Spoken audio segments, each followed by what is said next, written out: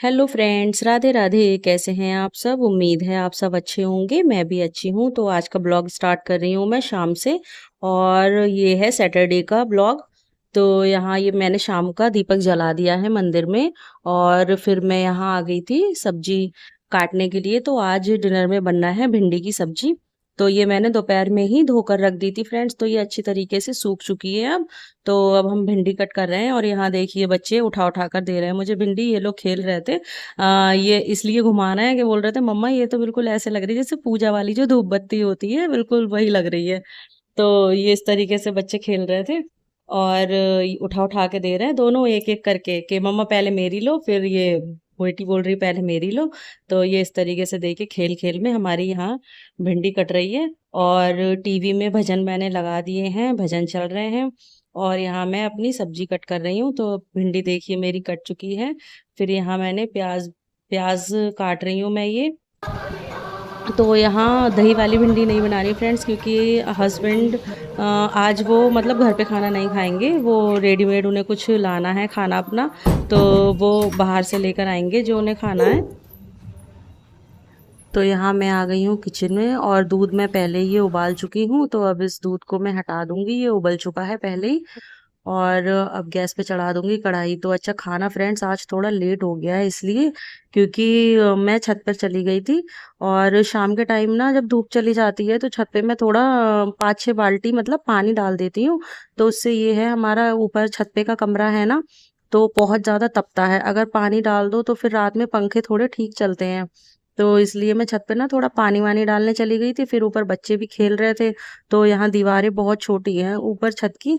तो इसलिए वो एक ना एक मतलब छत पे रहना पड़ता है बच्चों के साथ निगाह रखने के लिए। तो बच्चे अपना खेल रहे थे, तो मैं छत पे ही थी। तो इस वजह से अब बच्चों का तो ये है फ्रेंड्स कि एक बार अगर खेल में लग जाए तो फिर तो सुनते नहीं है। मैं काफ़ी देर से बोल रही थी बेटा मेरा खाना लेट हो रहा है, नीचे चलो नीचे चलो। लेकिन बच्चे हैं कि आने का नाम नहीं ले रहे थे। मम्मा प्लीज़ 5 मिनट रुक जाओ, 5 मिनट रुक जाओ, इस तरीके से बोल बोल के वो अपना खेल रहे थे। फिर मैं भी बैठ गई, मैंने कहा चलो कोई नहीं। और खाली भिंडी ही तो बननी है, ज़रा सी देर में बन जाएंगी। और चलो बच्चे एंजॉय कर रहे हैं, अपना खेल रहे हैं, खेल लेने दो। तो बच्चे खेल रहे थे वहाँ पे। और फिर उसके बाद मैं नीचे आई खाना बनाने। तो यहाँ खाना थोड़ा लेट ही बन रहा है आज। तो यहाँ देखिए अब मैंने कढ़ाई चढ़ा दी थी, तेल डाल दिया उसमें। और फिर उसमें मैंने ये जीरा प्याज और टमाटर हरी मिर्च वगैरह ये सब डाल के अच्छे तरीके से इसे हम भून लेंगे। और इसके बाद फिर मैं डालूंगी इसमें भिंडी। तो अच्छा भिंडी चाहे पहले आप भिंडी फ्राई करके अलग हटा दो, बाद में मतलब फिर सब प्याज वगैरह भून के और फिर भिंडी उसमें डाल दो, इस तरीके से भी बनती है। लेकिन मैं अभी इस तरीके से ही बना रही हूँ, साथ में ही दोनों चीज़ें साथ में ही हो जाएंगी।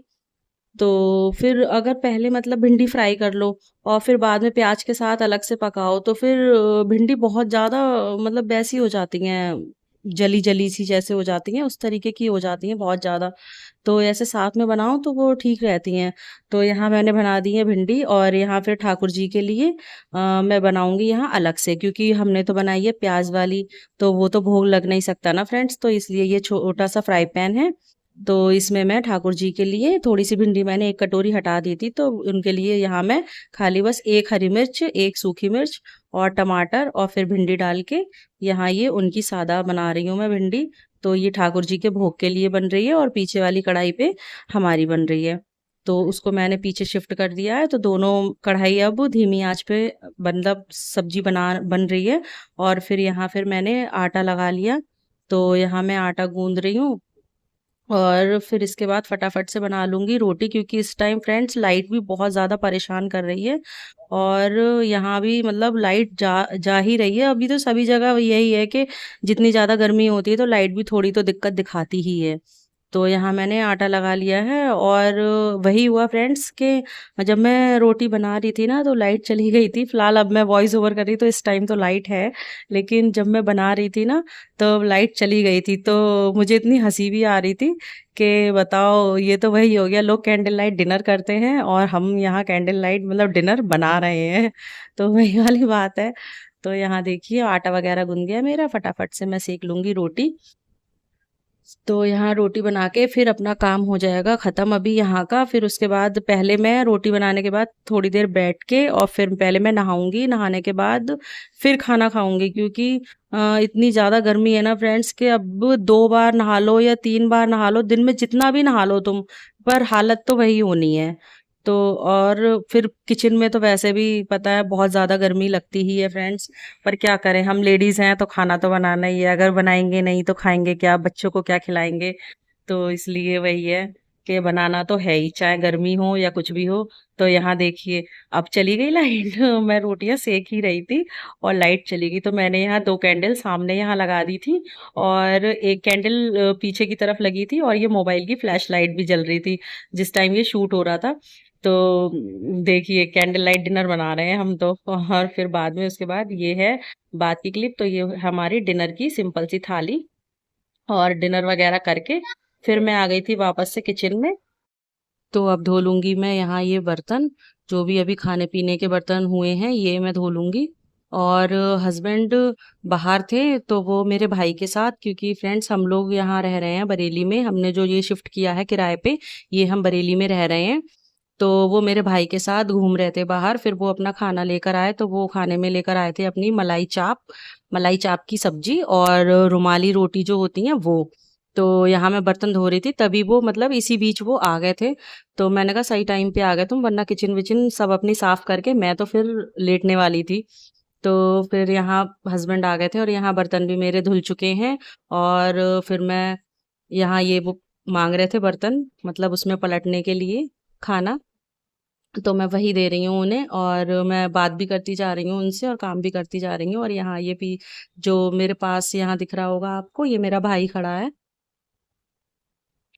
तो वो भी यहाँ मेरे से बातें कर रहा है, और हस्बैंड भी बातें कर रहे हैं। तो ये दोनों अपने लिए लेकर आए हैं, तो वो भी आज यहीं खाना खाएगा, और हस्बैंड भी।